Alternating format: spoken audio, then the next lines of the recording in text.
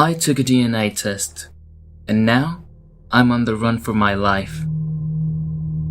I was adopted by an American couple, but I was born in Mexico. I never really felt a connection to either side though. We never celebrated, nor participated, any of my Mexican heritage, nor did I feel welcomed into the American ideals. I grew up in a small conservative town and was basically an outcast, because I was essentially a foreigner to them. I was kind of a loner. No friends, cordial relationship with my parents, but I was content. I had a home, food, and comfort here and there. Yet I had so many questions about my family history that I knew couldn't be answered, as my parents didn't really have much information to offer. I was found abandoned on the footsteps of some church in Jalisco, but there was that yearning to find my biological family, or at least some semblance of my family history. So for my birthday, I asked for one of those kits. I can still remember our conversation. "Sweetie, are you sure about this?" my mother asked. "Yeah, we just don't want you coming in with unrealistic expectations," my father interjected. "Yeah, I'm pretty sure," I remember replying. "No matter what though, you guys are my parents and my actual family. I don't have any expectations, honestly. If I think my biological family is not what I was looking for, I'll just move on. I need this. Please," I pleaded. God, I was so dumb. Eventually, my little spile got into their heads, and further encouragement from my therapist solidified my parents' agreement. I got the kit itself sometime during February. It was nothing special. The instructions just said to spit into the vial and ship it out, and I would get my results in a couple of weeks. I remember the wait for my results. I tried to hide my excitement, but every night I would imagine this scenario where I would end up related to someone really cool and famous, or whatever. Every night I would check my email in the hopes that it would come in early. Then, one morning, I awoke to see the message. "Congratulations! Your reports are ready for viewing. If you have any questions, call XXX XXX XX96. I quickly logged on the website to see my profile. There was a global map with the highlighted countries where you had possible ancestry. In my case, every country was highlighted. I had such a small ancestry from every possible location on the map, but there was a chunk with 20% that was left untraced. As interesting as that part was, I was more interested in the relatives section. I've heard of people finding up to hundreds of different relatives, even if they were far removed, but upon clicking the relatives section, all I got was the message, "No relatives available." You can imagine my disappointment. I spent the entire day pretty disheartened, and my parents tried to cheer me up that day, but it felt like there was a piece of me that questioned if I was going to be truly alone in this world. I'm not disparaging my parents or anything, but at the time, I believed that blood meant something. That Saturday, I finally decided to put all that aside and go out to dinner with my parents. We went to a cute little dinner and just sat there talking about the next steps. "Sweetie, I got into contact with a private investigator. His name's Jason, and I forget his last name, but it was something Russian," my mother insisted. "How did you forget his last name already?" my father interjected. "Isn't that the point, Richard?" my mother replied. "Wait, you guys would really do that? Isn't that kind of expensive?" I asked. "Nick, sweetie, don't worry about the cost. I just want you to stay focused on your grades and we'll make sure to find your parents or any relatives. I already gave all the information to the PI and he said he would get into contact with us soon. Wait, how do we know he didn't just take the money and run? My father questioned. Because he didn't charge us. Just yet. Besides, I looked through his reviews and asked around, and he got glowing recommendations. I felt like a total spy meeting up with him. My mother giggled as she held up a glass of wine and sipped it. The rest of the night went by smoothly, and we called it a night once my mom was a little tipsy. As we passed red light after red light, I couldn't help but notice this black SUV trail us on the way back. Ordinarily, it wouldn't have caught my eye, but once we made our fifth turn, did it raise my eyebrow. But right as we pulled into our driveway, it drove past our house. We lived on the outskirts of the town, and our road was another way in and out of the town, so I chalked it up to a mere coincidence. Although that part of the town was more secluded, it wasn't all that uncommon for cars to pass by. That morning after, we went about our usual Sunday and went to Mass. As usual, the priest ranted about another problem plaguing our world, and it would have been another usual Mass service, but I noticed that we received new people into our congregation. A very old shriveled up man in an elegant tan suit sat right next to a pretty blonde in a gorgeous sundress at the very last pew. They made the rest of us seem like we were beggars dressed in rags. The man had a strange tattoo on his neck, which wouldn't have been visible, but the collar of his shirt was slightly open, exposing it even more. At the end of the Mass, my parents wanted to go up and introduce ourselves, but when we turned around, they were gone. That's kind of weird, my dad pointed out. Maybe they're just shy. If we see them next week, we'll invite them over for dinner or something, my mother insisted, before going off to speak to the other members of the congregation. We were there for a while, and eventually I got bored, so I went to go wait in the car. As I sat in my dad's car, I couldn't help but notice that same couple sitting in the same black SUV that trailed us the night before, or at least I thought it was the same car. Right as I was about to take a closer look, my car door swung open. "Sweetie, could you hold this bag? I went to the shop across the street and got a bag of bagels, and they're quite warm," my mom said hastily while giving me the brown paper bag. I turned around to take another look, but they were already pulling out and going down the street.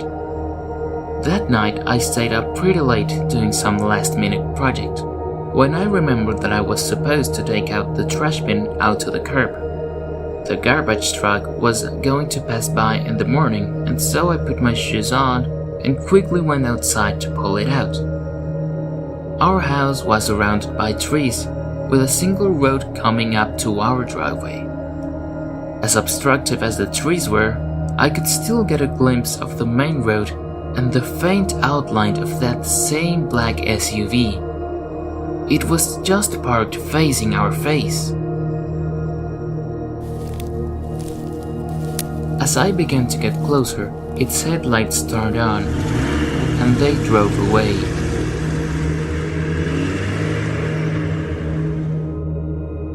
I wanted to tell my parents, but it was 3 in the morning, and I didn't feel like waking them for something I had no evidence of. Besides, I didn't think they would have been able to do anything. God, I wish I had. The next day, I went to school and went about my day.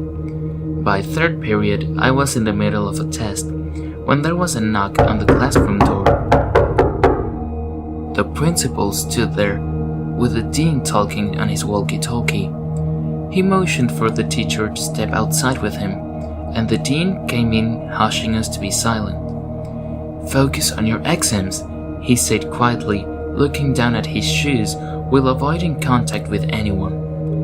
"Nicholas Johnson?" the teacher asked loudly. I could feel every nerve on me as I looked over at both of them. "Could you come out here for a second?" she asked in a weird tone. I started to get up, feeling awkward that everyone had suddenly remembered of my existence. "Oh, and bring your stuff with you, baby," she quickly added. I stepped outside with my things and started to follow the principal and the teacher herself. Our footsteps were echoing through the quietness of the hallway. We stepped inside of the cold office where a brunette woman in a black blazer was sitting. They motioned for me to take a seat while they all sat down. "There is no easy way for us to say this, but there was a house fire at your home this morning," the woman spoke. "Unfortunately, there were no survivors. Both your parents have passed away. I am sorry." And with that sentence, I felt words stop. It was as if everything had gone silent before coming down and crushing me. "I am truly sorry," the woman said while everyone else in the room stood quiet. "Is there anyone we could call?" I shook my head. "My Uncle Bernard is the only one, but we haven't seen him in years, nor do I know his number." I did not add that I also didn't really want to see him, considering the last time we saw him, he was off on a drug binge. He was a former veteran that resorted to unsavory medications. The woman nodded before handing me a tissue. "Here, wipe your tears away, and we'll figure this out. Okay?" I just nodded and took the tissue. I did not even realize my eyes were teary. "So, what do I do now?" "Where am I going to stay?" I asked. "Because you still haven't turned 18, you will be placed in a group home temporarily. That's actually where I will be taking you as of today. Once we get there, we will discuss all the details and get into contact with your parents' attorney. Is that okay?" No, it wasn't fucking okay that my parents were dead and now my house was burned down. But I merely nodded. She discussed a few more details, and the teacher, along with the principal, escorted me out into her Prius. After a couple of hours, we ended up in an ugly grey facility. It seemed more like a prison, to be honest. "This seems a little extra for a group home," I said, looking around to see if there was anything around. It looked like it was even more secluded than our town. Come to think of it, our town was small, but it wasn't that small where we had to drive hours away for a group home. "Don't worry, it's perfectly safe and your parents' attorney will probably be inside," she reassured me. "Wait, did my parents even have an attorney?" I asked. "A court-appointed social worker will be arriving soon," she said, pulling up to the gate, which automatically opened. It was as if they were already waiting for us. Once we stepped inside, I realized the place looked strange. It actually did look like a prison. There was a front desk and several men in security uniforms walking around. A woman emerged from a nearby door, holding some kind of hospital gown out for me to take. "Here, you'll change into this in that room over there. There will be a basket where you can put your personal possessions into and come out when you're ready," she stated in a hurry. I went into the room to change. It was rather small, no bigger than one of a store dressing room, and there was a small metal bin where I put my clothes and my bag. I put my phone into the side of my boxer's brief though. There was no way I was going to put it in the bin. The gown was baggy enough to hide it. I'm no social worker, but there was something too strange about this. I stepped out of the dressing room, and before I knew it, the guards came out of the sides, grabbing onto my arms. I tried to fight them off, but the one pulled a syringe and stuck it in my neck.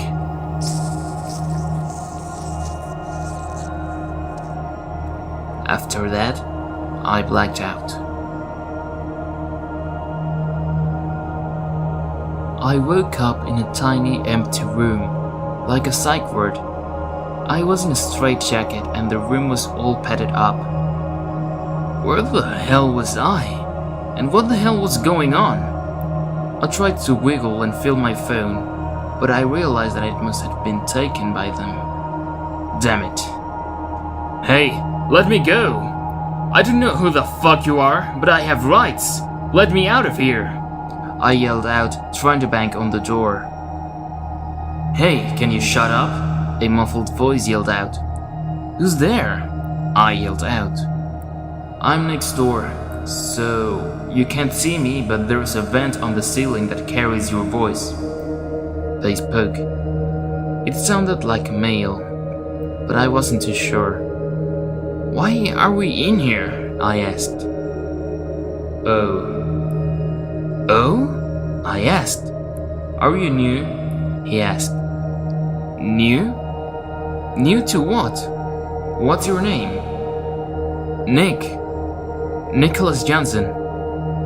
Oh, that's a new name. I never heard of a Nick. What kind of person has never heard of a Nick? That's the most basic name there is. My official name is Test Subject 1830, but you can call me Jack. Test subject? What do you mean test subject? What is this?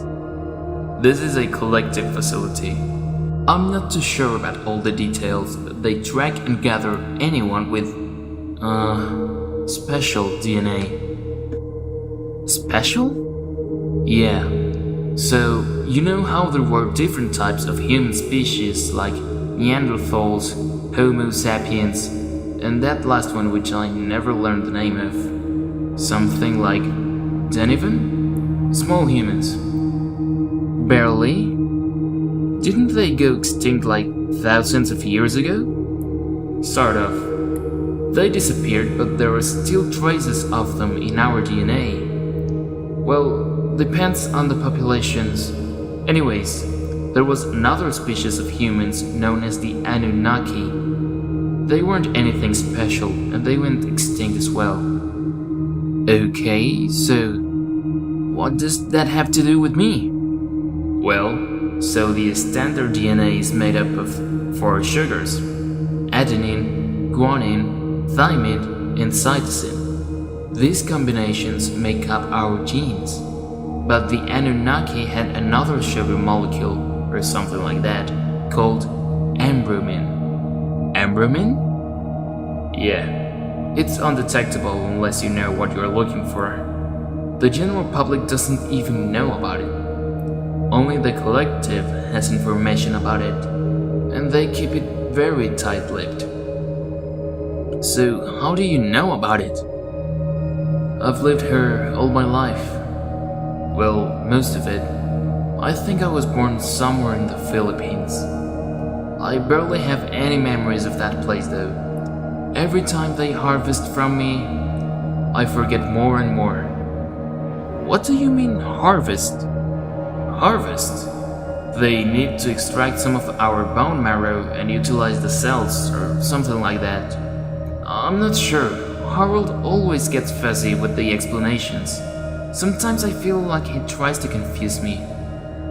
Or maybe he's confused himself. Harold? Yeah, Dr. Rigo.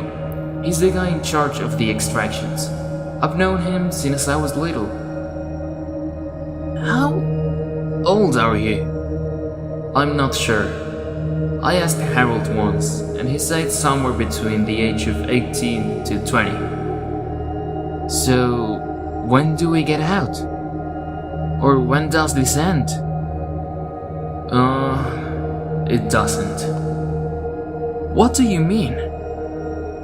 But before he could finish his sentence, my door swung open, and a couple of security guards burst in. Once again, I tried to fight back, but they stuck me with whatever it was that was knocking me out.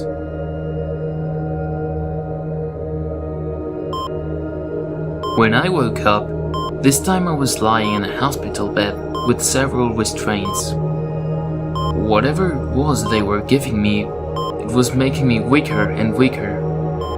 I looked around and saw that I wasn't alone. There was a giant light on top of me, like those of a dentist's office.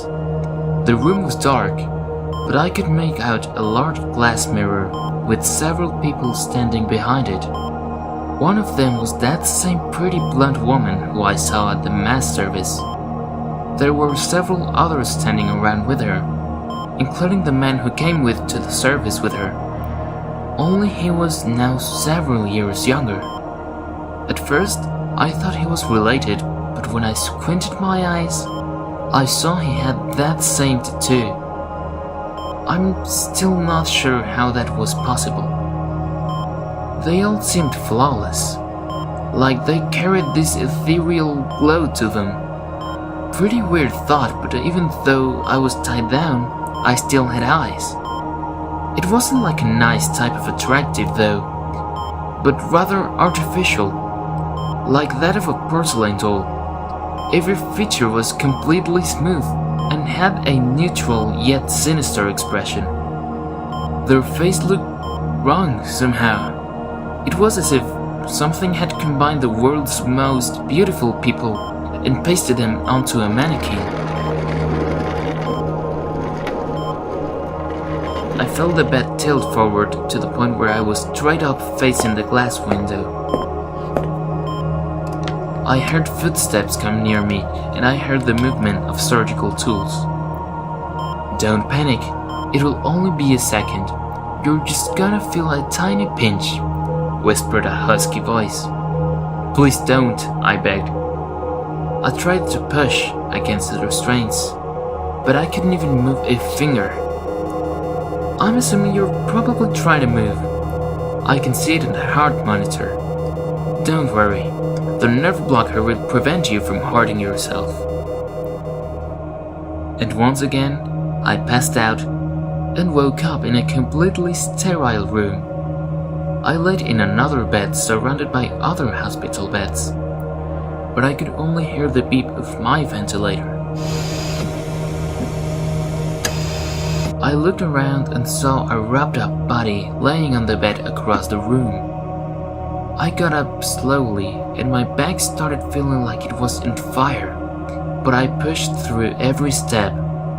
Once I reached the bed, I saw a clipboard on top of the table next to it. Subject 1830. Status deceased. Cause of death aplastic anemia. Oh, Jack. I wanted to pull back the cover to see what he looked like. This man who spent all of his life locked away, being harvested for some unknown reason. They didn't even have the decency to give him a name. Subject 1830. I really wanted to pull the cover. I swear I did. But I just didn't have it in me. I started to hear voices coming from the door at the end of the room, and I quickly went back to my bed. I closed my eyes, but moved head to face the door. And with a beep, the doors automatically opened.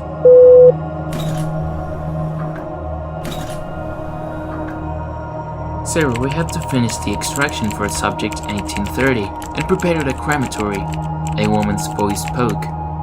I could hear the clicking of the typing of a laptop. What a waste. It's such a shame. He had the highest concentration of ambromin, and he was the longest lasting as well. The others never fared as well as he did. How long did he last? His file says he lasted over 18 years in this facility, the woman replied. He used to be obsessed with the beanstalk story. Let's hope the new one doesn't take too long to acclimate to his environment. We can't have the mental stress affecting his health. Our superiors are overestimating the production of ambromin. Those imbeciles keep signing contracts with superficial cosmetic companies and don't bother researching alternatives. I tried to look over to see, but I was afraid to make a sudden move. So, I merely opened my eyes a tiny squint, looking over to see a red-headed, overweight man standing next to a skinny, short nurse. That must be Dr. Rigo, the same one Jack said was the head of the extractions. I tried to keep my eyes closed, and right as Dr. Rigo walked over to me, alarms started blaring throughout the building. Shit, we have to follow the emergency protocols. Dr. Rigo pulled out a syringe from behind his back, and the nurse tried to rush forward, but I panicked, and I grabbed a panhandle and hit him in the face, causing him to drop the syringe.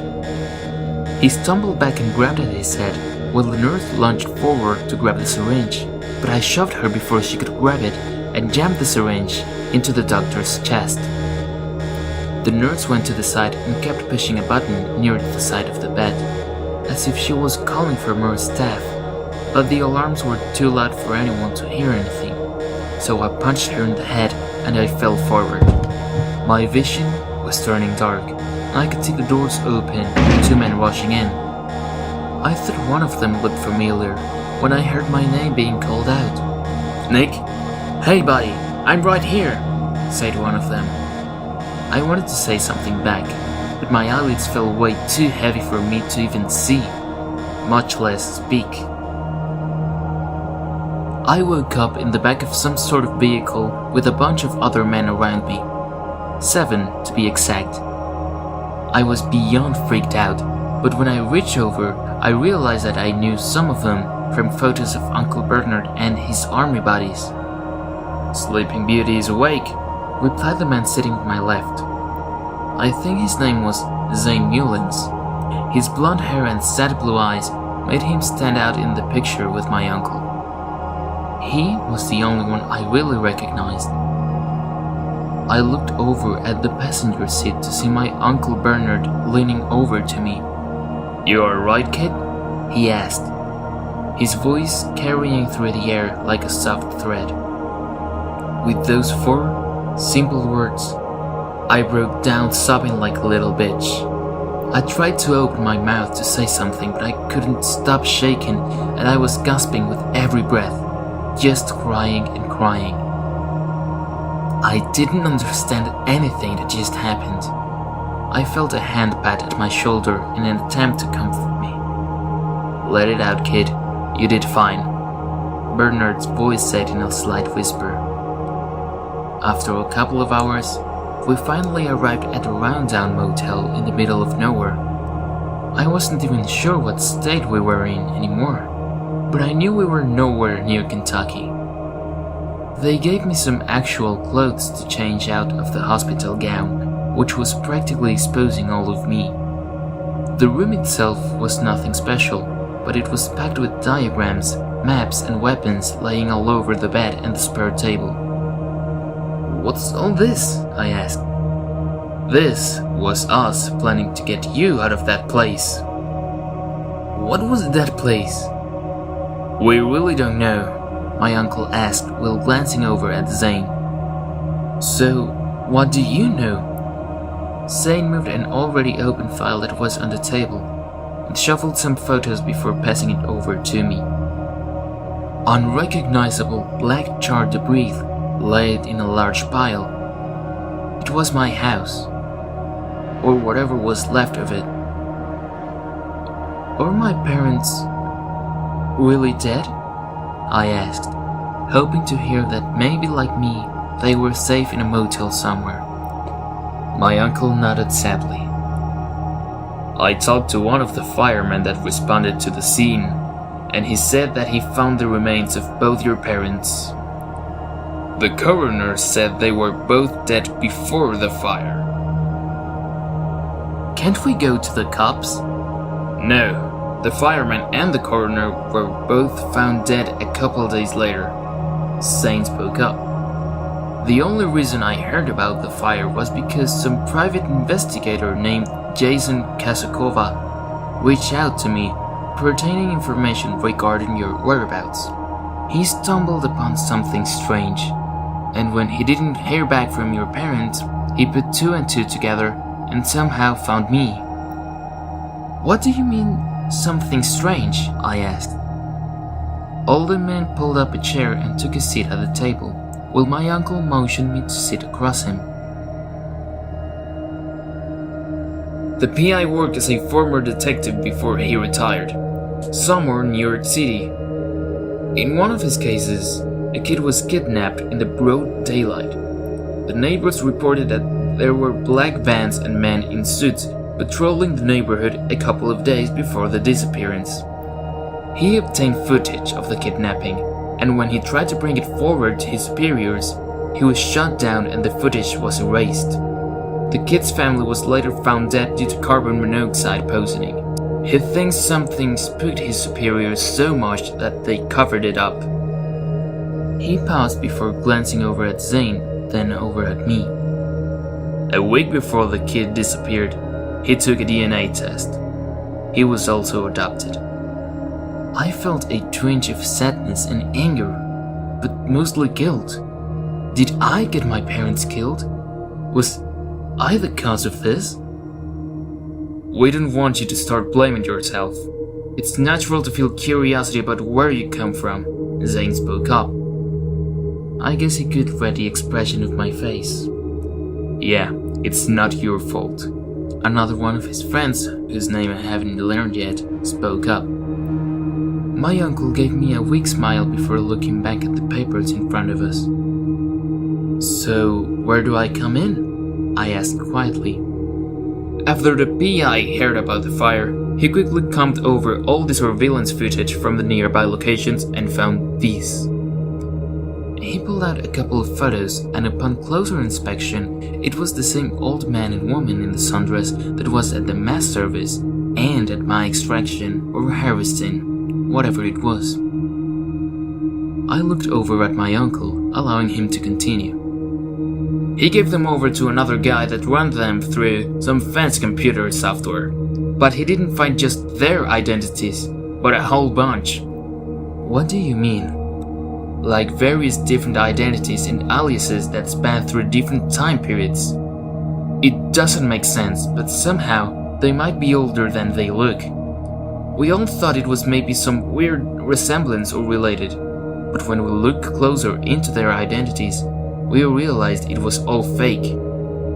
Nothing to them, just cardboard cutouts of what person is supposed to be. Their current identities are Francine and Thomas Winton. On paper, they seem all well-rounded, a bunch of fancy education and charities, but when we verified them, nothing came up. I know I didn't make sense to them, but I wanted to wait a bit before I told them my side of the story. Somehow they just came to be, and used their money to form a biotech startup. Zane shook his head before gulping down a glass of water. Nothing about this makes sense. I think I can put another piece of the puzzle. I started off before elaborating with the rest of my story. The man sat there in silence, just looking at the floor, but listening to every word I was saying. By the end, we sat there in silence, dwelling onto the overload of information we all had learned. If what he's saying is true, they're probably using that DNA shit to track down individuals with whatever that thing is and using it to rejuvenate themselves, my uncle stated. I don't understand any of it. The science doesn't make any sense here. Another one of the men spoke up. Regardless of the science, one thing is for sure. They have enough money and power to hunt us down eventually. You saw their facility. It was bad enough we lost a couple of men during our rescue mission, but that was nothing. The hard part is staying off the grid until we can figure out our next steps. They lost men? How many people have already died because of me? I simply wanted to take a fucking DNA test and explore my background. I spent the rest of the night thinking and thinking. My uncle and his friends are better off without me. Hell, my uncle was sober, and I'm not sure if Zane and he are a thing, but I can't bear being responsible for their deaths as well. I couldn't vent to them because they did so much for me, and somehow I stumbled upon this forum. I just wanted to vent on here. I'm not sure what to do. I guess I just want someone to hear my story before we go off the grid. Maybe I should just hand myself over.